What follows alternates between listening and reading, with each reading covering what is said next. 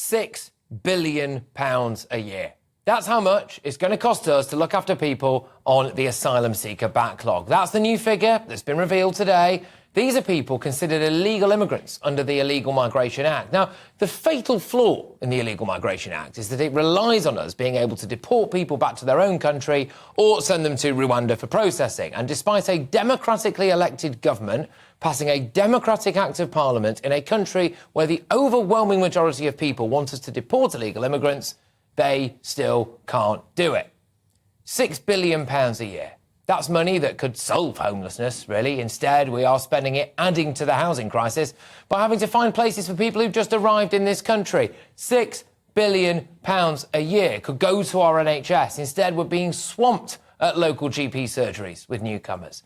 £6 billion a year, on top of the other billions that we're sending out in foreign aid, on top of the £57 million that we are due to send to India next year, despite them currently planning to land on the moon very shortly.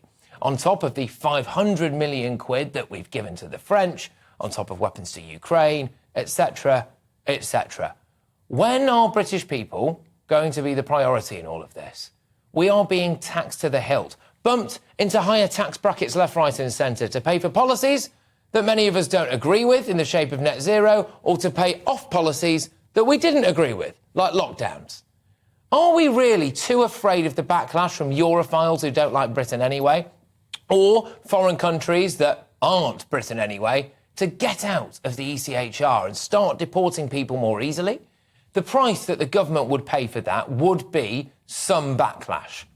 The price that we'd pay for not doing it is arguably the total destruction of Britain due to a non-stop migrant crisis. And I ask you, which one is the price worth paying? We are going to have to start deporting people, otherwise it is a minimum of £6 billion a year to house illegal immigrants, and goodness knows what are the costs on top of that as well. The greatest cost of all, obviously, being the complete and utter loss of British culture and values, which, in my view, is priceless. We have various charities who want open borders, actively taking part in the trade of human beings to Britain, and then actively helping them get lawyers to game our current legal system.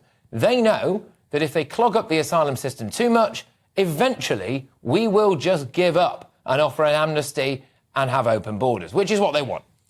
We have politicians who obviously want to help win the next general election, it'd be weird if they didn't, to be fair, by undermining the current government by trying to block everything. They know that eventually the public will get so angry that they elect another party, even if that party is quite probably going to be even weaker on immigration.